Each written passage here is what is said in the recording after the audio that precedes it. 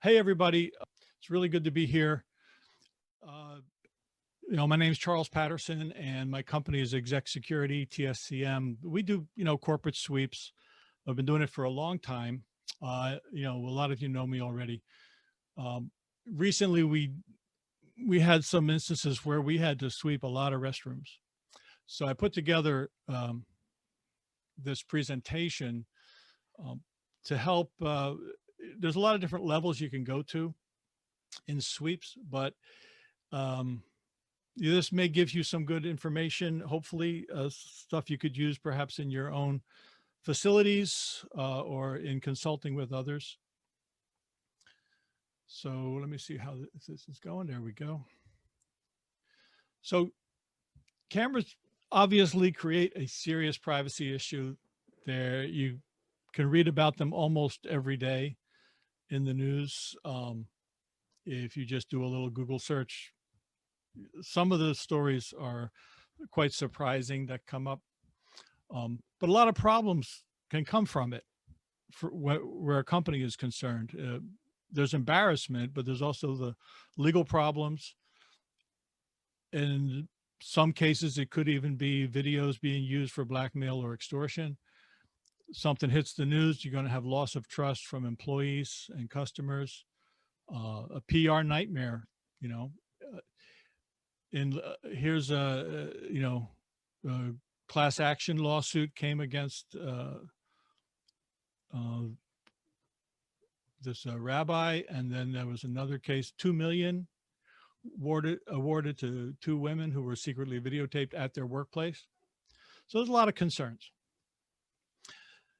Cameras are available anywhere these days because Amazon or a lot of online stores, you don't have to go hunting.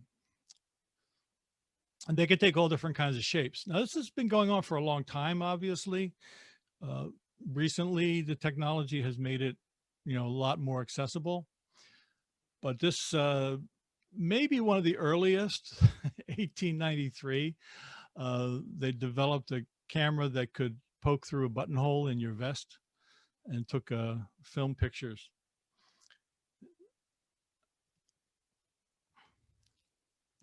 Cameras can turn up anywhere, from your business, fitness center, hotels, government offices. There's one here it was in an airplane bathroom. And an FBI contractor hid one under a coworker's desk. This goes into the dumb criminal category, I think. Something to consider is that your existing CCTV can also become a problem. Who has access to the cameras? Where are the cameras located? This was last year in Jackson County, Alabama. They had cameras installed after there was an incident, but somebody filed a complaint that one of the cameras was being used inappropriately. Articles didn't really give the details, but you see that the commission chairman resigned, vaguely citing health reasons. It's hard to know exactly what happened, but you don't want this to happen at your place. Perpetrators are not often caught. A lot of times cameras are also, they're put in, especially the ones that are just recording, maybe put in for a short time and taken out. So some of them are not that easy to catch, but it could be anyone. Could be a teacher, could be a student, could be your janitor, employees, executives. Executives are not, out of the picture. I think if your doctor looks like this guy, you might have concerns. So what would happen at your facility? Our client that we had worked with already for quite a while had a camera discovered in a women's locker room. So it also hit the news just before a board meeting they were having. So it created a little bit of concern. They said, we were shocked and disappointed to learn about this invasion of privacy. Once we were alerted to the issue, we immediately launched an internal investigation. So what's important here is to think about how you can respond, similar to when you hear about a cybersecurity breach. How quickly can people respond, and can they respond appropriately?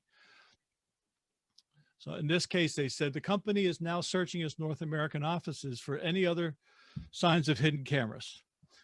That's because they were able to call us. We were the ones that had to go search all of their bathrooms for them.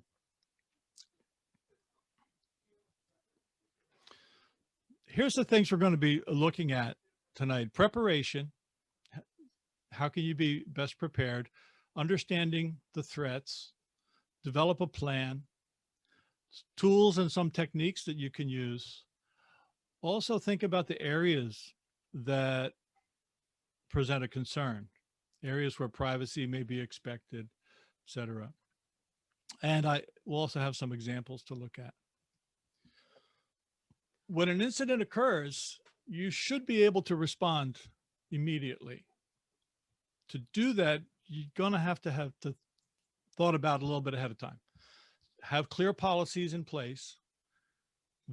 Use of cameras, video, cell phone cameras at your workplace. There should be a policy about that, and it should be enforced. Consider all the areas that would have privacy expectations. And as I mentioned, consider your existing CCTV. Have you taken proactive steps? That could be important if something does go to court. We recommend a professional sweep initially for corporate concern and any high profile situation, because that can demonstrate due diligence, provide good documentation, also provides peace of mind for a number of your departments, human resources, legal department, and so forth. It's good to establish a baseline for future reference.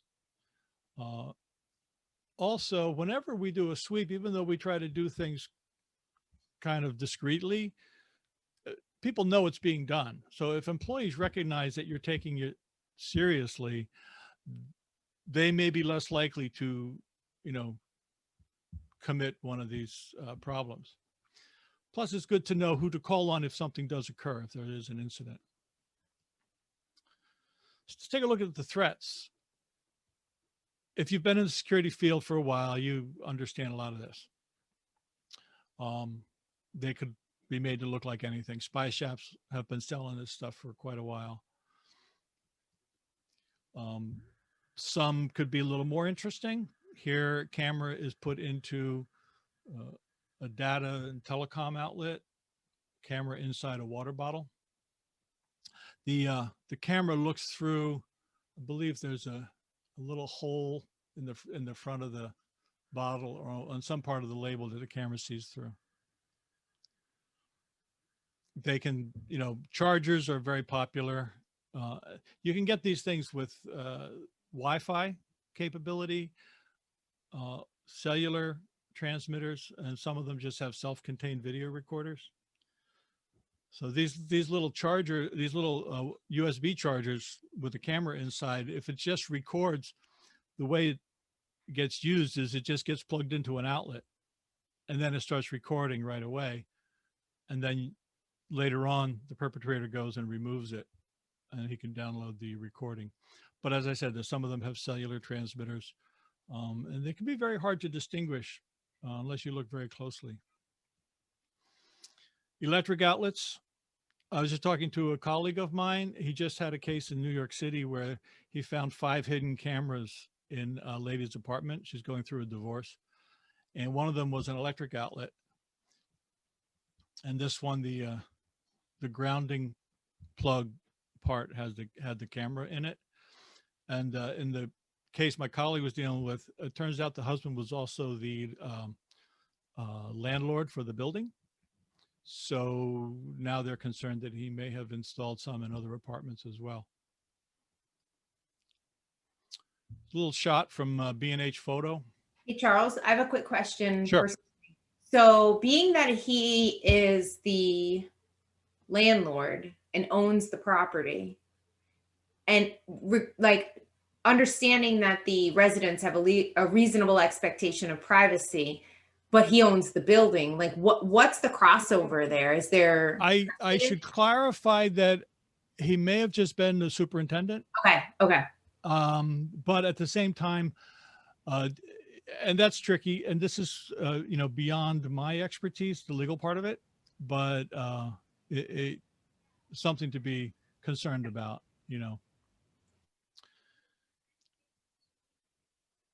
So these are just some stuff from Manhattan. $50 for a watch with a camera in it, $30 for a key fob. I think on Amazon they'll be a lot cheaper even. So the threat is there. The threat is out there.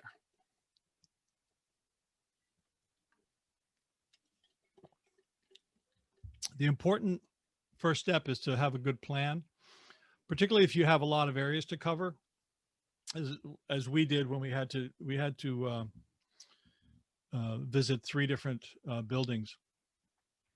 So consider all the different areas that may be a concern: restrooms, locker room, fitness center, mother's nursing area. A lot of corporate offices have room for nursing mothers.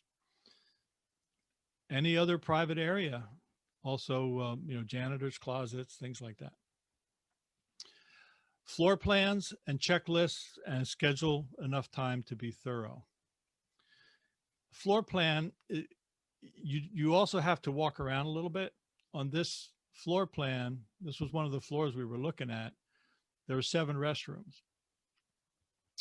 In the main lobby had 2 large restrooms. Then there was kind of a meeting area in one place, a workforce area in another place.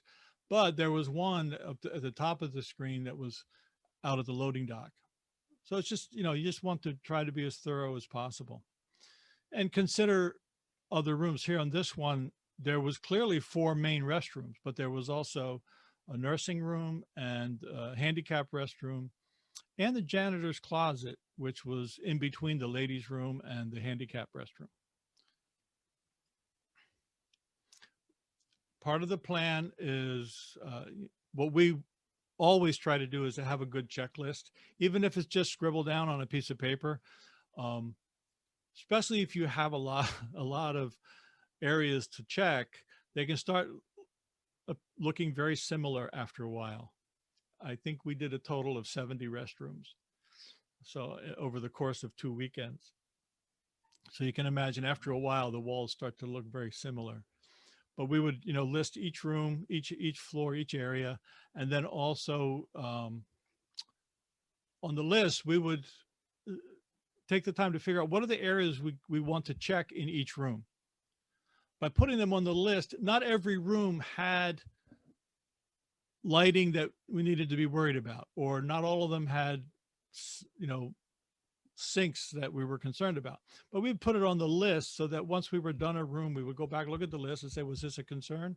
Was there something that we needed to look at or not? So we're going to look into some of the different tools and techniques. First, observation using your eyes, as with a lot of security, using your eyes and ears, but in this case, your eyes is very important. We'll cover some of the basic tools. You need physical access. So you need to know if there's rooms that are locked that maybe you need to request, keys for. We'll look at some electronic tools, and we'll look at some of the more advanced tools and techniques as well.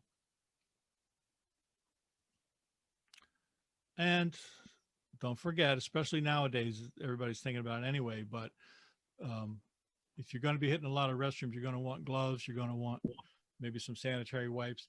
And then we made use of signage and like a cone to help keep anybody from wandering in on us while we're working.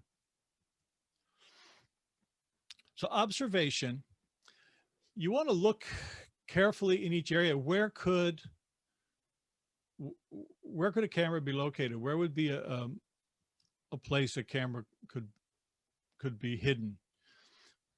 If you look at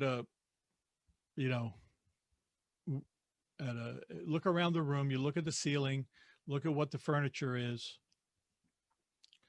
If it's a locker room like this, you may want to look and see if there's, air ducts. Are they exposed to any private area?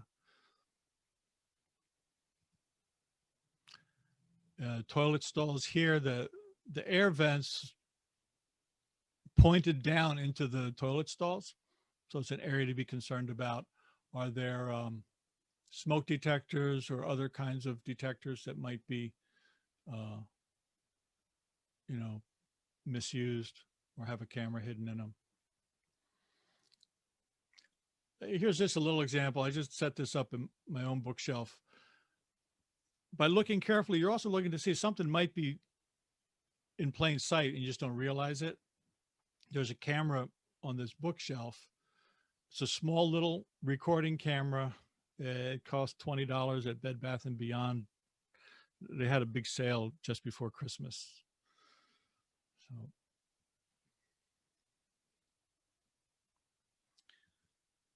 physical inspection is a tedious part, but probably the most important part. Tools are going to be what you would expect. You want flashlight, good flashlight, screwdrivers with security bits, a good ladder, mirrors. We purchased some truck rear view mirrors to mount on the side of a truck, and added our own pole attachment to it. So that was very handy. It's, convex mirror. Inspection cameras are also useful. Some are available rather inexpensively now that hook up to a cell phone. And then there's others that are a little more industrial grade. You can actually find them at Home Depot and so forth now, but that could be helpful if there's areas hard to reach.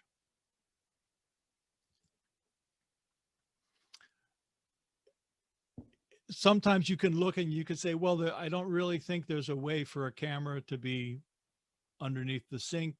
Maybe there's no view there for it. But one of the things to consider is if a camera has a power supply attached, then where are the electric outlets and where does that power supply connect to? Ceilings, the pipe chase, we opened up the hatch.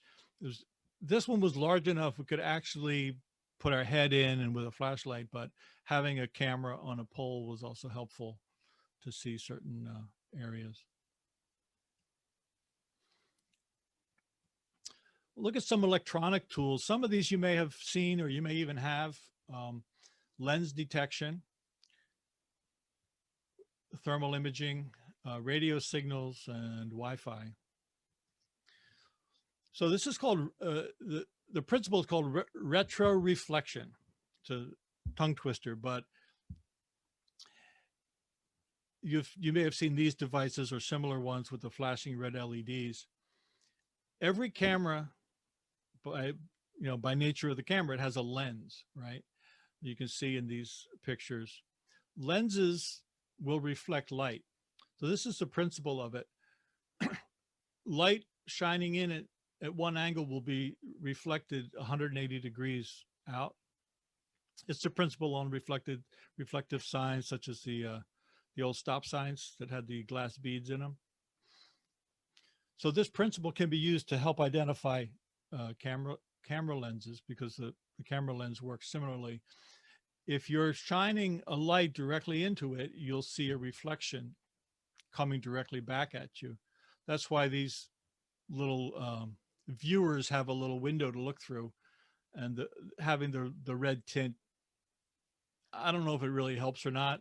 I think it maybe looks cool, but there's a little reflection coming back out. Here's a close-up example shot through the filter. Some of them have there are some that have a few more features, but you don't necessarily need those. Like, these are some Russian versions that are upwards of a few $1,000s and sophisticated, and they probably work very well. But another technique is just to use a flashlight. If you hold the flashlight close to your eye, so you're kind of at 180 degrees coming back out, you should be able to see a spot of light from the lens. And it's easy enough to test if you have cameras around the house or even the camera on your phone. You'll realize that you do see false alerts. You can see reflections in a lot of places. But for example, if you have a hole in a wall or a hole in a ceiling tile, if you're shining a light in it like this and you do see a reflection, well, then you should check it out. Infrared can also be an indication.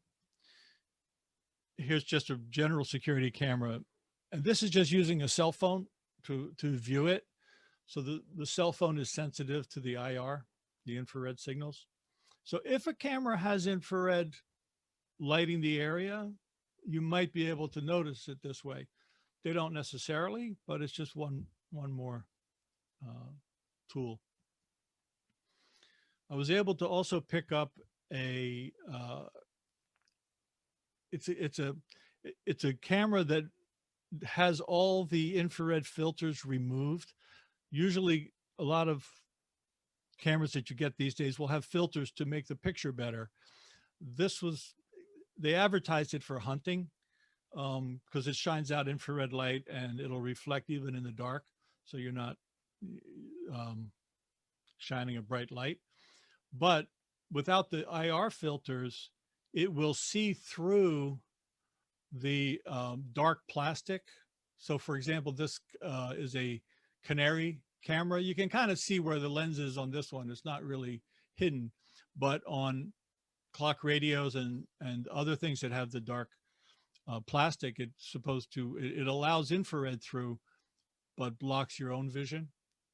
When using this kind of camera, you can actually see right through. You can see all the electronics that's behind the plastic.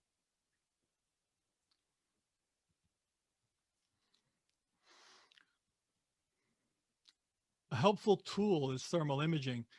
We're getting a little more pricier. Not everybody's going to have this available, but you can get them fairly inexpensive.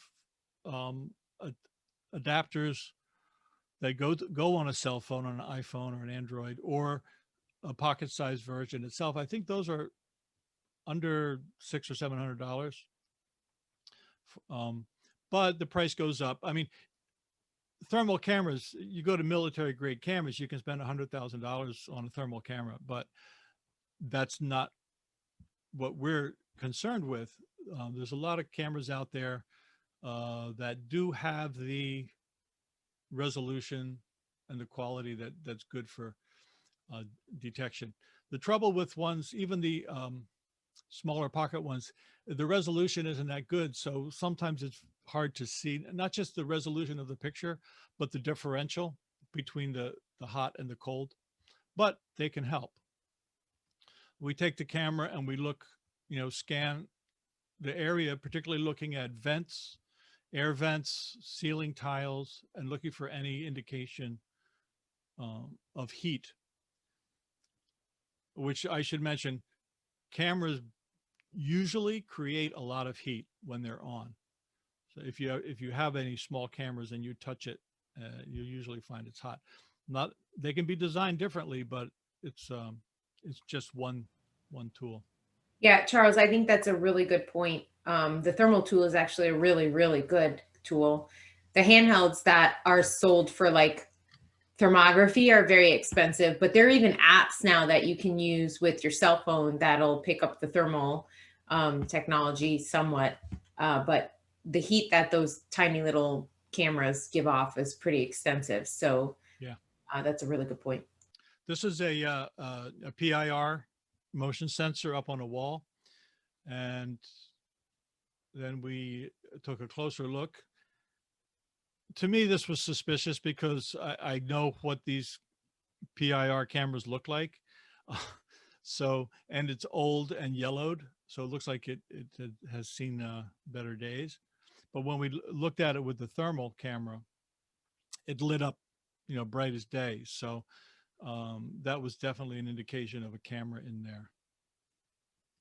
A PIR without a camera doesn't show that kind of heat. This one was a camera built into a motion sensor, but it also had infrared illumination. So similar to what we showed just looking with your camera, this one, the camera itself shows the bright illumination coming out from the unit, and then the thermal showed it up as well. So we'll move into radio signal detection. And again, you'll realize not every camera is going to have radio. Not every camera is necessarily going to have heat. Not every, or it could be hidden in a good way. There's a lot of levels in radio detection. Some of the basics, the cheapo models here, this little one here was, again, I think it was like $29 on Amazon. But they go up to $400 or $600 or $700. The trouble with these simple units is nowadays there's radio signals everywhere. So you turn the thing on, you're going to be picking up your Wi-Fi, you're going to be picking up, possibly your light switches on the wall, your cell phone and TV, and all kinds of things. So, but for instance, if you use one of these and you hold it next to a tissue box and you're picking up a strong RF signal, well, maybe you should take a look at that tissue box. But the challenge is if you're using, sometimes people get these and they pick up signals and they start to get paranoid and they think there's cameras everywhere, but it's just the general RF that's in the vicinity. Video receivers have been around for a long time, but they're limited too because they only pick up analog signals and only in certain frequency ranges. So the frequency ranges are good. Used to be if you took one of these to Manhattan, you'd find all kinds of, if you go back 10 years, you'd find all kinds of cameras in hotels, in elevators, because it was easier to retrofit an elevator with a wireless camera than it was to wire one in. But for covert cameras these days, there's so many Wi-Fi and cellular based that, or they may be using other frequencies too, so they're not as effective. Here's some of the more advanced tools. Broadband receivers, which means they pick up a wide range of frequencies. They're usually more sensitive than the less expensive ones. They may have directional antennas, but it's a similar principle. You have to be near the signal to identify where it's coming from. You're not going to go into the middle of a room, turn it on, and then point it in a certain direction and say, oh, there's a camera over there. That's not the way it's going to work. There are more specialized tools. Here's a few examples. Berkeley Veritronics is a company in New Jersey. They make a couple of tools. The Yorkie is for cellular detection. This other one's called the Wolfhound. It's for cellular and DECT signals. They make a Wi-Fi detector as well. Fluke made this Wi-Fi detector, and they sold it to a new company called NetAlly. It's actually it's a good unit. The directional antenna on it works very well for Wi-Fi. But again, you're looking up into the thousands of dollars for these. Then there's a professional level, using spectrum analysis and other features. And that's where you're getting up into the expensive range, which is usually not your average user.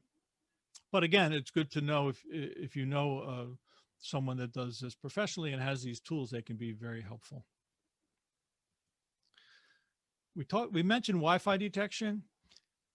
A lot of cameras are available that use Wi-Fi. Some will be programmed to hop onto your existing Wi-Fi network. Others create their own network. But again, a camera doesn't have to use Wi-Fi, but it's one of those things that's worth looking at. On this slide, this image, we detected the signal that actually had camera in the name of the signal. So that was a clue. we could find the company name Mimosa. They make, they make cameras. But there's a lot of ways to look for Wi-Fi. There's apps that are generally free. Here's 3 that are popular. Fing, Wi-Fi Man, which stands for Wi-Fi Manager. That's made by Ubiquiti, and a generic Wi-Fi analyzer. You'll find a number of these. They're designed, as most of the Wi-Fi equipment is, they're designed for network analysis, and they're designed for IT people to use. So especially in the more complex units, you don't need half of the features, but some of the features that they do have can be useful. Here's 2 pieces of software that can run on a tablet or a laptop, NetSpot and Acrylic Wi-Fi. They give you a lot of detail, a lot of information about the signals that are in the area. What we tend to look at is we look at the SSID names. We look at the, if there's a strange signal, we can see the MAC address and see if it's maybe part of an existing access point. We'll also look at the security level. And in some cases, you'll see particularly in a corporate environment, the Wi-Fi ID signals will all have a similar name, whether it's, HQ, 7925 or whatever number is. Then you may see one that says something different. You may want to figure out if that's a threat or a concern or not. Here's some of the hardware we showed before a little bit. Again, it's more affordable than some equipment, and they work pretty well, but they're also very useful for IT. So it's possible that your IT department may have such a unit, or they may want one. We were looking at one facility, and we noticed the channel. There was a Wi-Fi, which it clearly said a NVR in the ID, so we knew it was a network video recorder, and the channel was channel 14. But if you know anything about Wi-Fi, in the United States, channel 14 is illegal. It's unauthorized to use channel 14. So we realized that someone had purchased a camera and a network video recorder, probably from China, and had installed it. So as I mentioned, be thorough, right? Consider all the different areas that may need attention. There's a lot of different types of restrooms, handicap, family, a restroom in the executive office. There's cleaning people in and out of executive offices on a regular basis. Somebody could be, bribed to install something inappropriate. Locker rooms, fitness center, closets, nursing area we mentioned. Maintenance areas, in this case, there was a large pipe area, maintenance room that backed up against the restroom. So it was a huge area that only maintenance people had access to. It would have been an easy place to install a camera. So it's one of the areas we wanted to look at. Pipe chases, vents, we talked about those. There's a lot of little potential hiding places that are worth considering. If you're going to be looking in your restroom, there has to be line of sight for a camera to be effective, but you want to make sure you consider all the possibilities. A hand dryer had a tiny little compartment, a little flap, a little door, but there's a lot of space inside that door. So it would have been a good hiding place. Just things to be aware of. Clocks, of course, people are familiar with cameras hidden in clocks. Here's a few things that we came across that got our attention. In one handicap restroom, the ceiling tile was ajar. We take a closer look. There's a power supply up there. I go to look at the power supply, and I happen to recognize the manufacturer, this company, Radio Labs. They make power supplies for audio and video equipment. So I was suspicious, but we followed it. It turned out it was used for an alert strobe. So whoever did the wiring grabbed probably the nearest 12-volt power supply they could find, put it in there, but it caught our attention. Fitness center, back by the TV in the corner, there was something plugged in and hanging up there. When we took a closer look at it, it says transmitter. So it had a concern, but knowing a little bit about electricity, it says circuit tracer. So clearly, electrician was probably testing a circuit, left it behind. But here's the consideration. If an executive was in there using the fitness center and came across this little red box and pulled it down and it says transmitter on it, you know, they may raise a little stink. Now this was there's a little hole up there, and when we looked at that, the hole was just the right size for a camera. There was no camera there, but there was a power supply that was left behind. So there's evidence of something, you know, happening. Another hole that was in a restroom. We looked closer up in the drop ceiling. Turns out there was pornography up in the drop ceiling.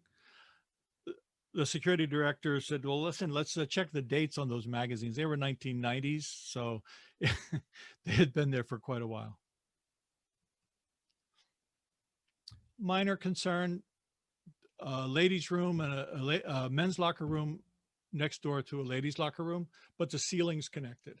So getting up in one, you could see into the other through an air vent. This one seemed to be a little more serious consideration. The toilet stalls had air vents, you know, next to each toilet. Behind the toilets was a pipe chase, but the pipe chase was not accessed through the restroom. The pipe chase was accessed from a public hallway in the building that was totally unrelated to the restroom area. So maintenance people could go in and out through the pipe chase easily. Just, you know, part of our search, we're going back in there looking for anything suspicious. And I noticed there was a hole gouged into one of the air ducts. Actually, two of the air ducts, but this one in particular. It also caught my attention that it had been patched once, but was gouged open a second time. Just bending down and looking through, I can see right into the air vent of the toilet stall. We had a little test camera with us. We poked that in, keep poking, can see right into the toilet area. This is the area, this is the toilet stall we were looking at. There's the vent. Here's the camera coming through. So it was easy to poke through.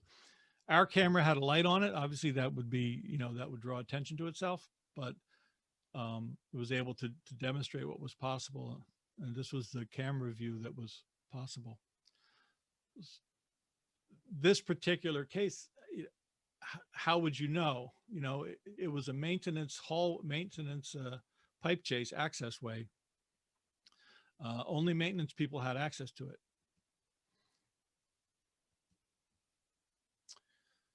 Here's a camera in a ceiling tile. You may notice a little dark spot in the ceiling, but from a distance you may never see it. Up close, you see, okay, there's a bigger hole gouged into the ceiling tile. From above, it was a quite low profile camera had been installed, and obviously they did it with whatever they had available. It's just double stick tape holding the camera there. It was very hard to see from a distance. What caught my eye on this second picture, the little yellow connector was a video connector, and it caught my eye, and I realized, oh yeah, yellow connectors are often used for video. So then we take a closer look and we found the camera there. Here's another one that's hard to notice, a camera above the door, but the FLIR thermal camera detected it pretty well.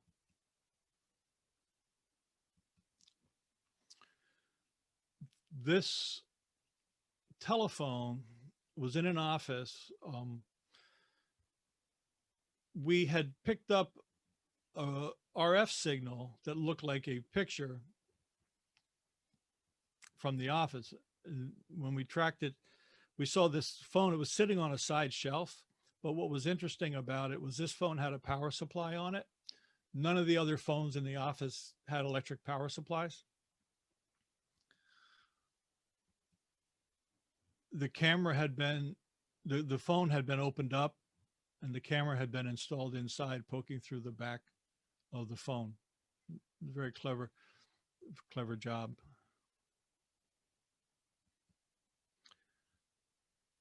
So that's most of what I wanted to cover. The little summary,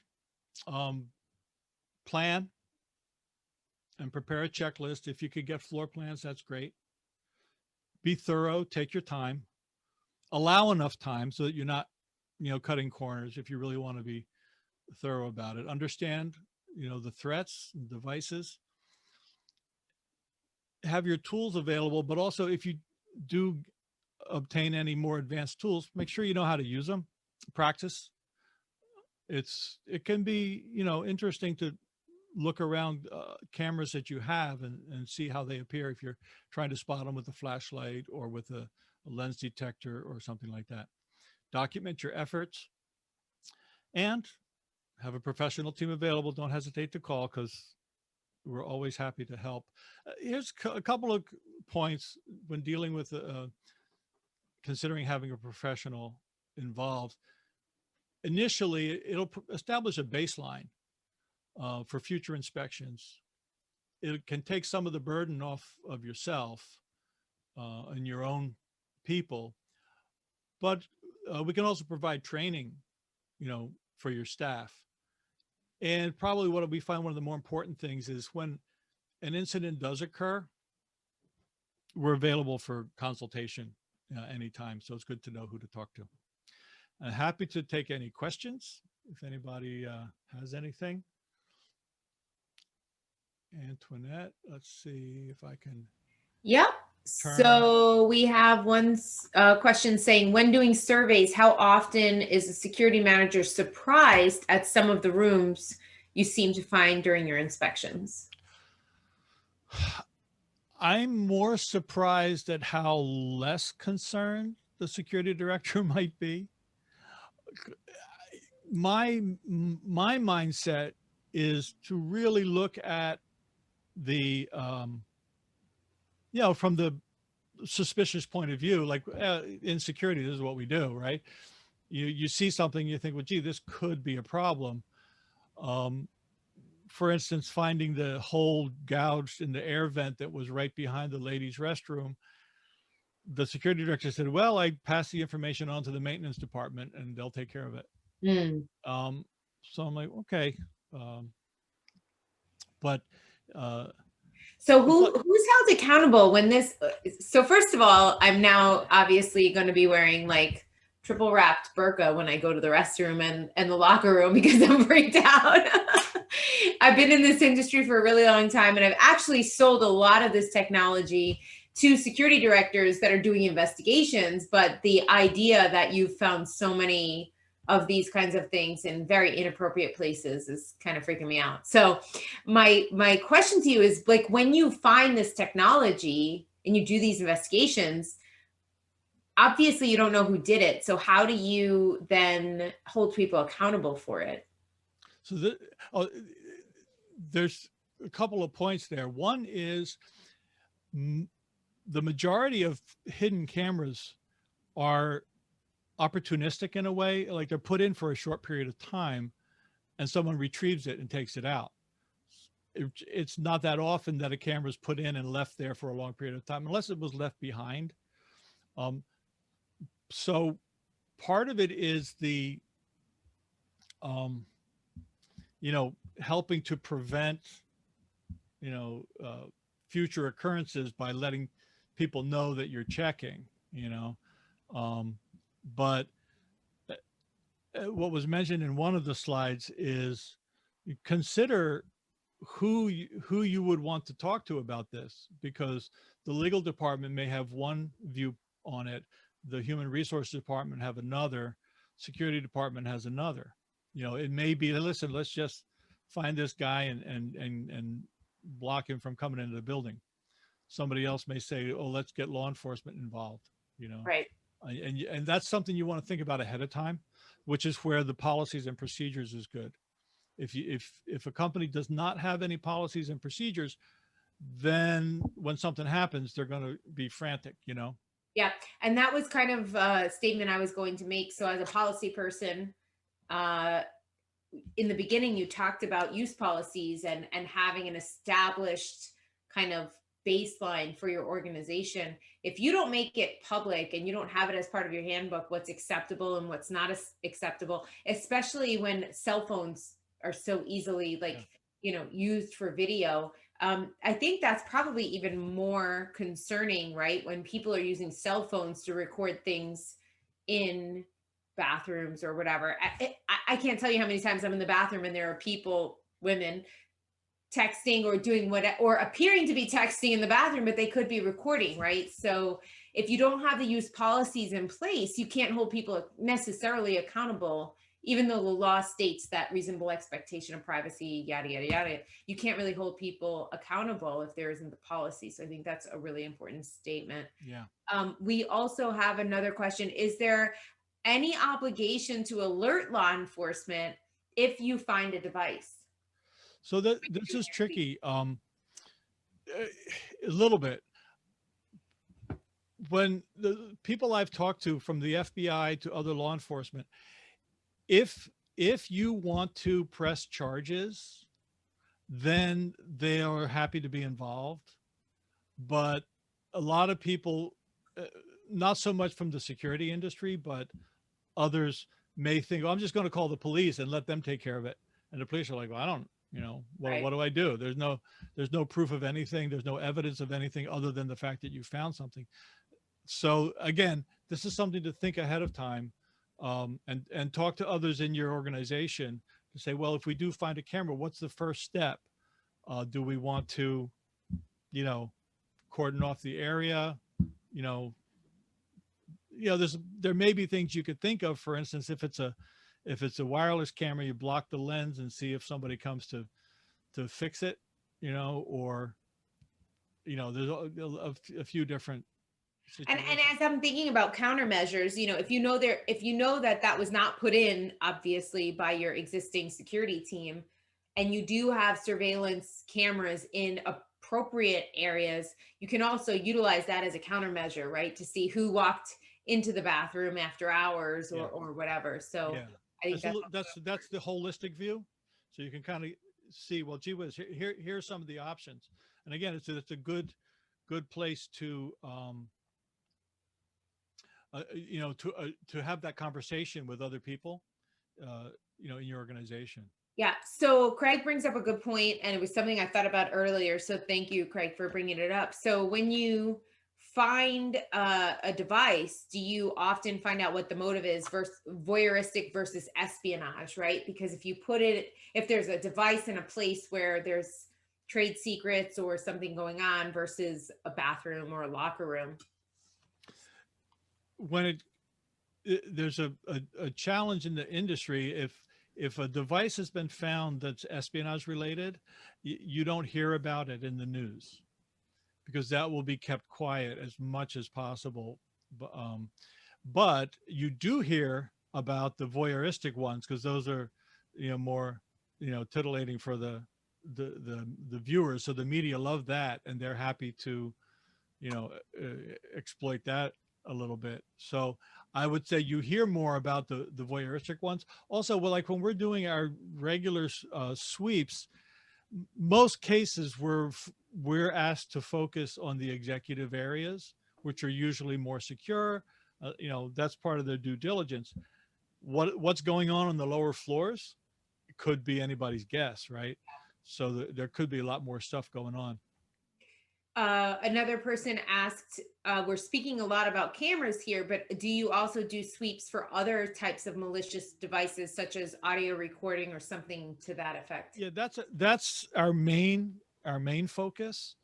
And it was a real different shift in our mindset when we had to help this one company and their buildings with all the different restrooms, because normally and a lot of these devices are absolutely good espionage devices. The little cameras with that have a cell phone transmitter in them have microphones as well. So a lot of times people buy them not because the camera, they don't care about the camera, they want to use it to spy on on the audio. But started to lose my train of thought. Oh yeah, so when we're doing a regular sweep, we have to consider all different areas because sound is not limited to line of sight. So that allowed us to streamline our sweep efforts. So what normally might take an hour only took 15 minutes space wise in terms of how much space it took, because if there was no line of sight, we didn't have to worry about it so much. So we were able to rethink our procedure. Like we have those checklists for everything that we do, and we use them fairly religiously, especially if we have more than one, when we have 2 or 3 people on a team, someone may, you don't want to be duplicating effort, but you also don't want to miss something thinking, oh, the other guy covered that area. And then all we had to do was take our checklist, remove things that didn't apply to cameras, and rework it, and that helped a lot, and we were able to get through things more smoothly. So we are running out of time. I have one more question. Do the microphones give off the same type of heat as cameras do? Is it easier for you to find a mic versus finding a camera, for example? Now, cameras give off a lot of heat in almost all cases. Now it's possible to kind of hide a camera, so it's a little further, maybe further behind the hole, or a lens that sticks out more. If you remember the early days of pinhole lenses, the lens was a good 4 or 5 inches long and the camera was way behind it, and it's not at all the same with microphones. They don't give off any heat. They're very hard to, a microphone could be installed and just have a long wire going to wherever the electronics is. So you may not see the electronics at all, which is, it's a different animal than the camera. Sure. Well, I want to thank you, Charles. This has been enlightening, nerve-wracking for me, but enlightening.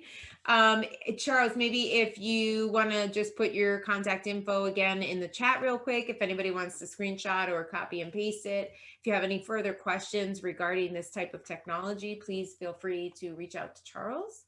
I want to thank everybody for joining us and staying on a little bit over the time. Thank you all for coming, and I look forward to our next meeting.